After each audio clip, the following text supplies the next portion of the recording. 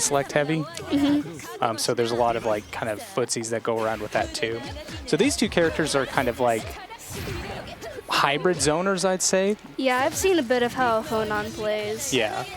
Hilda's like was there before, but you can see she's got the big normals, long range stuff. Absolutely.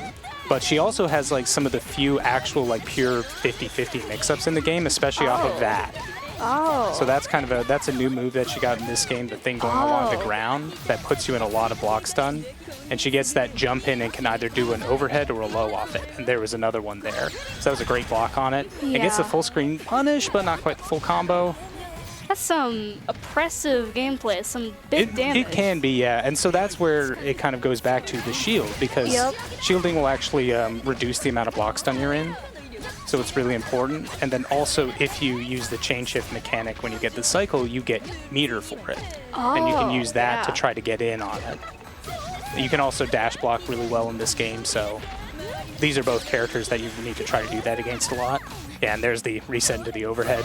This game looks so smooth to play. It really is. Like once you get past some of the like initial stuff with it, it's very freeform. It's the same company that made Melty Blood, and so chains in this game are basically you can use every button you have in any order and go back and forth between them. It's not a strict light to heavy order. Yeah. So just everything ends up being kind of freeform and block strings and combo strings sometimes too. I see. So it just really ends up being like a very fun game to like play once you get into it.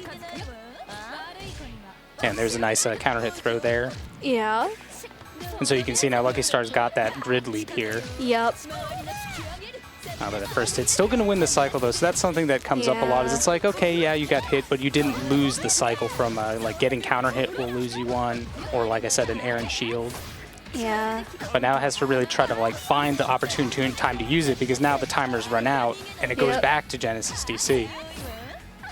And so that's where it's like, you don't want to use it too soon sometimes, but you also sometimes you end up like getting caught and it's like you never found the right time to use it. Yeah. So now, though, because GenesisDC used it, that gave LuckyStar the opportunity to get it back, and that's where it's like there's this whole kind of back and forth that goes on in it. Back and forth. So now I got to try to find a way to get around, but kind of like you said, Hilda's can be very oppressive if you don't know what's going on. Absolutely got this on lockdown here. The fort is locked down. Did block that that overhead there, though, but. Yeah, here it comes again. That's a restand. Did he block the overhead? But then there comes the second one. So that new super that she has, coming along the ground, it's like, okay, you block one mix-up, but you're still in block stun. You got to block the other one. Very nice block on the double overhead too there. Yeah. But then the third overhead comes out. Another block one. This overhead. Yeah. Block this overhead. Don't forget to block the next one. Yeah, another one in this is there's a lot of moves that you can hold the button down to charge.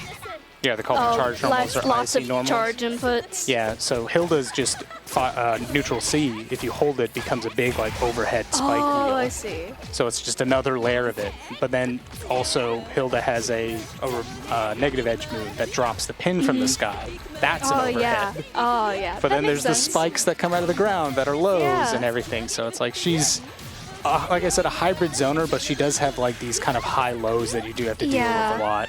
Yeah, I see.